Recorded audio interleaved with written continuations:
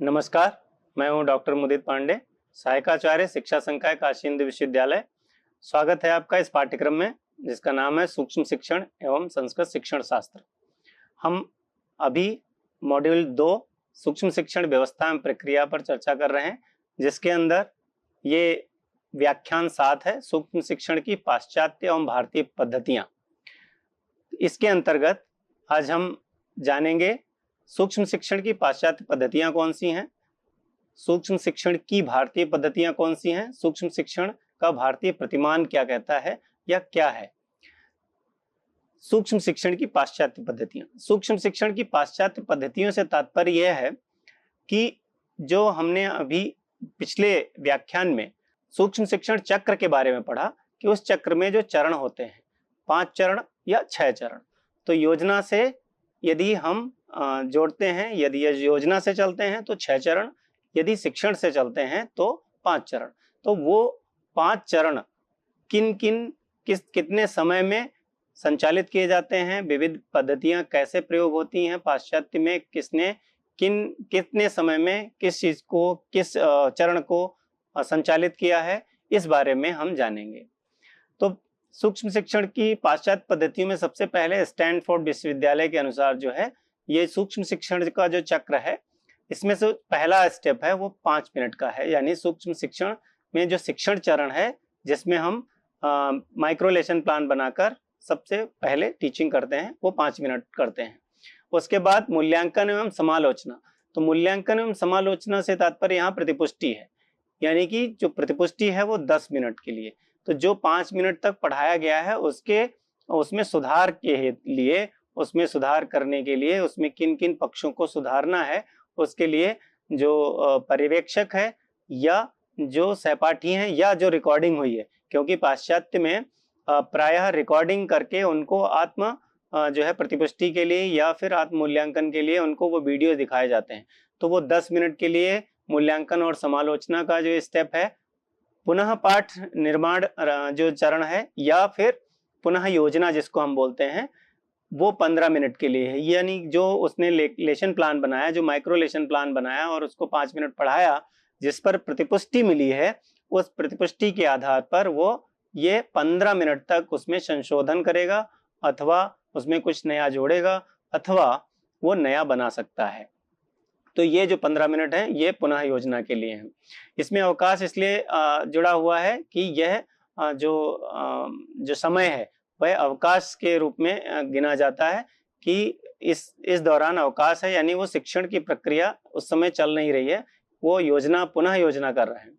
पुनः शिक्षण चरण, जब पुनः योजना हो गया तो फिर से हमें शिक्षण करना है, वो भी 5 मिनट। यानी शिक्षण और पुनः शिक्षण दोनों यहाँ 5-5 मिनट के हैं और 5-5 मिनट का समय दिया गया है। और पुनः मूल्यांकन एवं समालोचना का चरण, जैसे कि मूल्यांकन और समालोचना थी यानी कि प्रतिपुष्टि थी, वैसे ही पुनः प्रतिपुष्टि भी यानी कि रीफीडबैक भी 10 मिनट के लिए ये समय दिया गया है इसमें। तो कुल मिलाकर ये पूरा जो चक्र है, जो सूक्ष्म शिक्षण का जो चक्र है, स्टैनफोर्ड विश्वविद्यालय के अनुसार ये 45 मिनट में कंप्लीट होता है, 45 मिनट में पूर्ण होता है।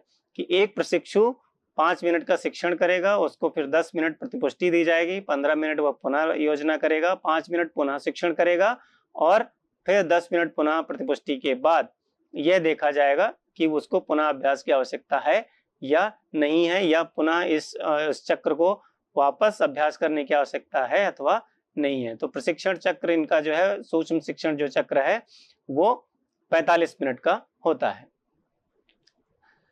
इसमें जो दूसरी पद्धति आती है वो आती है अल्स्टर विश्वविद्यालय यूके के अनुसार।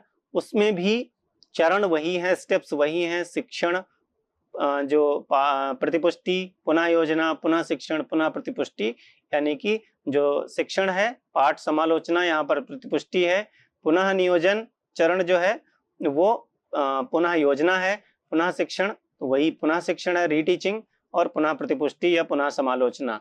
तो ये 5 चरणों में है, लेकिन इनका समय अलग अलग निर्धारित है। यह इनके अनुसार यानी अल्स्टर विश्वविद्यालय के अनुसार ये जो सूक्ष्म शिक्षण का चक्र है, ये जो प्रशिक्षण चक्र है, ये 60 मिनट में पूर्ण होता है। 60 मिनट में, क्योंकि इसमें टीचिंग के लिए 15 मिनट दिए गए हैं।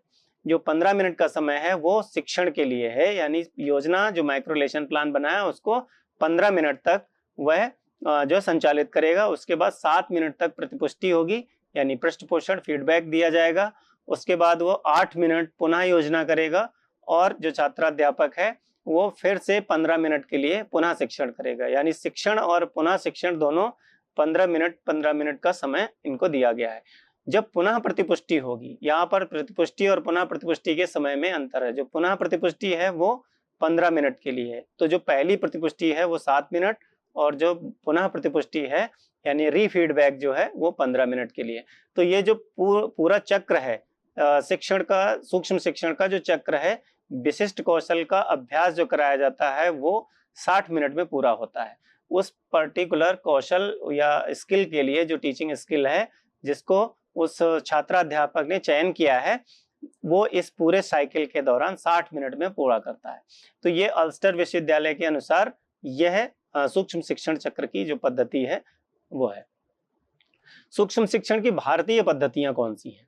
भारत में उनके लिए समय क्या निर्धारित है, वो कैसे प्रयोग हो रही हैं? तो उसमें सूक्ष्म शिक्षण की जो पहली जो पद्धति है वो काशी हिंदू विश्वविद्यालय के अनुसार इसमें शिक्षण जो है पहले 6 मिनट किया जाता है, फिर फीडबैक दिया जाता है। शिक्षण 6 मिनट, फीडबैक 6 मिनट यानी प्रतिपुष्टि 6 मिनट दी जाती है, फिर पुनः योजना 12 मिनट के लिए और पुनः शिक्षण 6 मिनट और पुनः प्रतिपुष्टि 6 मिनट।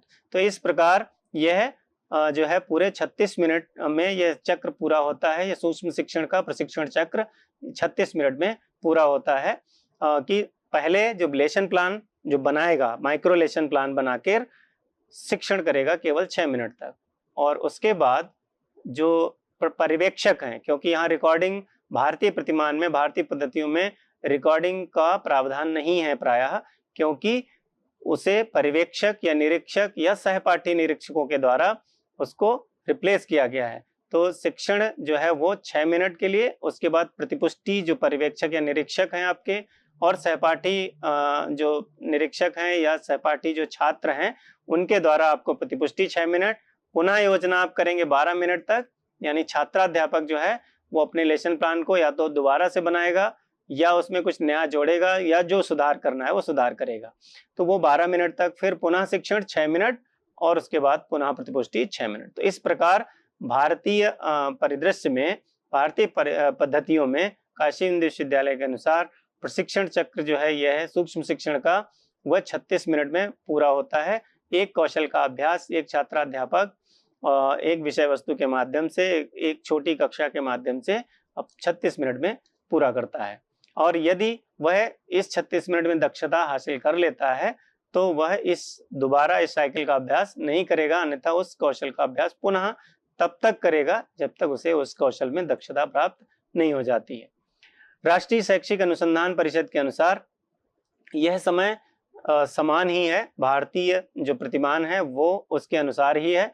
भारतीय पद्धतियों में राष्ट्रीय शैक्षिक अनुसंधान परिषद ने भी शिक्षण के लिए 6 मिनट, प्रतिपुष्टि के लिए 6 मिनट, पुनः योजना के लिए 12 मिनट, पुनः शिक्षण के लिए 6 मिनट और पुनः प्रतिपुष्टि के लिए 6 मिनट माने। तो काशी हिंदू विश्वविद्यालय और राष्ट्रीय शैक्षिक अनुसंधान परिषद दोनों की ही जो सूक्ष्म शिक्षण का जो चक्र है, कौशल का जो अभ्यास चक्र है, वह 36 मिनट में पूरा होता है। यानी कि उस कौशल की दक्षता तक पहुंचने के लिए वो 36 मिनट का अभ्यास करना होता है। यदि वह पहले अभ्यास के जो चक्र है उसमें यदि उसे दक्षता कौशल हासिल नहीं होता है तो वह पुनः उसका अभ्यास करेगा। तो ये हैं भारतीय पद्धतियां। अब भारतीय प्रतिमान में जो सूक्ष्म शिक्षण का जो चक्र है उसमें जो इसकी समय विभाजन है और अवधि, ये यानी जो काशी हिंदू विश्वविद्यालय और राष्ट्रीय शैक्षिक अनुसंधान परिषद, उनके अतिरिक्त ये पूरे भारतीय प्रतिमान यानी भारत में जो सूक्ष्म शिक्षण की जो प्रशिक्षण है, जो प्रक्रिया है, वो इस आधार पर विभाजित है। वो सूक्ष्म शिक्षण चक्र को इस आधार पर संचालित किया जाता है कि शिक्षण 6 मिनट, प्रतिपुष्टि, यानी सभी इसको मानते हैं। शिक्षण 6 मिनट, प्रतिपुष्टि 6 मिनट, पुनः योजना 12 मिनट, पुनः शिक्षण 6 मिनट और पुनः प्रतिपुष्टि 6 मिनट। तो इस प्रकार यह भारतीय प्रतिमान में सूक्ष्म शिक्षण चक्र जो है संचालित किया जाता है। सूक्ष्म शिक्षण का जो भारतीय प्रतिमान है, इसमें जो है एनसीईआरटी द्वारा जो विकसित सूक्ष्म शिक्षण का भारतीय मॉडल है, इसमें विशेष रूप से ये बड़ौदा और इंदौर विश्वविद्यालय हैं, इनके द्वारा जो किए गए कार्य हैं, उनसे प्रभावित होकर या उनके मॉडल या उनकी जो अध्ययन है उनको इसमें शामिल करते हुए इनके द्वारा विकसित किया गया है एनसीईआरटी के द्वारा। और इसमें जो है जो पाश्चात्य पद्धतियों में वीडियो, ऑडियो या फिर सीसीटीवी, टेलीविजन इत्यादि के माध्यम से फीडबैक देने का जो संप्रत्यय है, कॉन्सेप्ट है, वह यहाँ पर नहीं है, क्योंकि महंगी वस्तुओं के स्थान पर, वहां पर महंगी सामग्री के स्थान पर हम कथन या चर्चा विधि का प्रयोग करते हैं, और उनके स्थान पर जो वीडियो रिकॉर्डिंग है उसमें आत्म मूल्यांकन, आत्म प्रतिपुष्टि के स्थान पर यहाँ निरीक्षक या सहपाठी जो कि छात्रों की भूमिका में है वो प्रतिपुष्टि प्रदान करते हैं। जैसा कि आप देख सकते हैं कि सहकर्मी पर्यवेक्षक जो प्रशिक्षणार्थी शिक्षक और बीएड छात्र जो हैं वो जो है उसमें महत्वपूर्ण भूमिका उनकी होती है, क्योंकि वही छात्र हैं और वही आपको जो है प्रतिपुष्टि भी दे रहे होते हैं। और इसमें जो है वातावरण जो है, अभ्यास जिस वातावरण में कर रहे होते हैं वो नियंत्रित होता है और अनुरूपित परिस्थितियों में शिक्षण अभ्यास हो रहा होता है। अनुरूपित परिस्थितियों से तात्पर्य है कि जो वास्तविक कक्षा में जो स्थितियां हैं वही स्थितियां यहाँ पर हम बनाते हैं, और उस छोटी कक्षा में बस केवल वहां पर जैसे पाठ भी होता है, वहां पर जो पाठ्य वस्तु है वो होती है, पाठ्य योजना होती है और छात्र होते हैं, समय होता है, किंतु इसमें सभी न्यूनीकृत होते हैं। छोटी कक्षा 5 से 10 छात्र होंगे, एक वस्तु होगी, समय अवधि उस मिनट, और उसका जो लेसन प्लान पूरा माइक्रो लेसन प्लान है, पर्टिकुलर एक कौशल के उसमें प्लान बनाते हैं। इस परिस्थिति में शिक्षण अभ्यास किया जाता है और इसमें जो है निरीक्षकों निरीक्षण और दृष्टि प्रदान की जाती है। वीडियो रिकॉर्डिंग इत्यादि के माध्यम से नहीं किया जाता, और इसके कई लाभ भी हैं। और मुख्य रूप से अगर हम देखेंगे तो हम अभ्यास को संचालित कर पाते हैं। भारतीय प्रतिमान में जो स्तर निर्धारण और भारतीय प्रतिमान में स्तर निर्धारण तथा सूक्ष्म शिक्षण का जो चक्र है वो कैसे होता है छात्रों के जो प्रकार हैं, या तो वास्तविक स्कूल के जो छात्र हैं वो होंगे या आपके सहपाठी वही छात्रों की भूमिका में होंगे। निरीक्षण और प्रतिपुष्टि जो है वो प्राध्यापक के द्वारा की भूमिका में है वो, और जो पाठ की अवधि है वो 6 मिनट की रखी गई है, हमने पूर्व में भी चर्चा। हम एक कौशल का यहाँ अभ्यास करते हैं, जैसे वास्तविक शिक्षण में कई शिक्षण कौशलों का प्रयोग करते हैं, प्रश्न कौशल का भी प्रयोग करते हैं, प्रस्तावना कौशल का भी प्रयोग करते हैं, और उसमें हम जो स्टिमुलस वेरिएशन है उस प्रकार वास्तविक शिक्षण के जो कौशल हैं उसमें से एक कौशल का चयन करके यहाँ पर करते हैं। वस्तु एक शिक्षण बिंदु है, वो एक संप्रत्यय लेते हैं। पूरा जो है कुल अवधि जो होती है वो 36 की होती है। यदि हम विचार 36 मिनट अवधि है में हम एक कौशल का अभ्यास करते हैं, जबकि प्रायः जो कालांश होता है वास्तविक वो 40 मिनट या 35 मिनट का कालांश जो होता है, भी एक शिक्षक वो करता है, सभी कौशलों का अभ्यास करता है। तो जब सभी कौशल अभ्यास उतने ही समय में एक कौशल का उतने समय में कर रहे हैं, दक्षता ये ही है, क्योंकि ये एक कौशल का है उतने समय में, तो इससे हमें दक्षता हासिल हो सके और वास्तविक शिक्षण परिस्थितियों में बेहतर प्रभावी प्रयोग कर पाए। प्रतिमान है उसके जो लाभ हैं वो देख सकते हैं आप। लागत जो है, लागत प्रभावी यहाँ पर में हमें इन्वेस्टमेंट करना पड़ेगा, कैमरा खरीदना है, टेलीविजन नहीं खरीदना है, हमारे शिक्षक हैं और हमारे सहपाठी उन्हीं के से हमें प्रतिफल प्राप्त हो जाती है।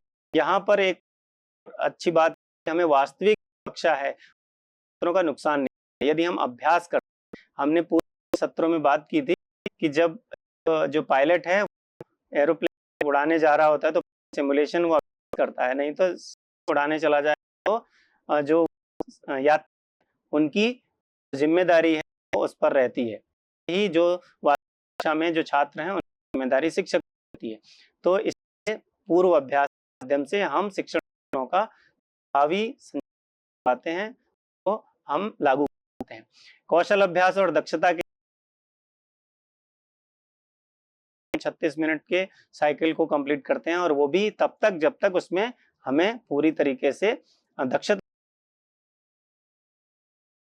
शिक्षण कौशल पर केंद्रित अभ्यास पर जोर देता है, एक व्यक्ति केंद्र में रहता है, निरीक्षक के भी 36 मिनट तक एक व्यक्ति करता है। तो इसमें व्यक्तिगत शिक्षण कौशल पर जो अभ्यास है ये केंद्रित है और सहपाठी हैं वही छात्रों की भूमिका में है, तो वो आपको प्रतिक्रिया देते हैं और इससे जो हमें जो हमने उस दिन बात की थी सबसे पहले उसमें पादम सब ब्रह्मचारी साथ वालों से सीखते हैं, सहकर्मियों से सीखते हैं, तो वो इस वर्ण में मिलता है क्योंकि जो हम साथ वाले हैं उनमें ज्यादा अच्छे प्रतिपुष्टि पाते हैं, सकारात्मक नकारात्मक दोनों, क्योंकि उनकी हम शायद बुरी न माने, तो इसलिए हम और अच्छे उन प्रतिपुष्टि प्राप्त पाते हैं और एक की भावना के माध्यम से कि हम सुधार करेंगे। आप छात्र की भूमिका में हैं, आप दूसरे छात्र के या अपने पार्टी के कौशलों में सुधार करने में सक्षम होंगे। तो इस प्रकार भारतीय मॉडल के लाभ हैं और आज हमने जो पढ़ा प्रमुख रूप से जो पद्धतियां भारतीय पद्धतियां हैं, पाश्चात्य पद्धतियां हैं, सूक्ष्म शिक्षण में जो समय निर्धारित है, जो चरण निर्धारित हैं उनके बारे में और भारतीय जो प्रतिमान है उसके बारे में जाना। धन्यवाद। स्वाध्यायात् मा प्रमदः।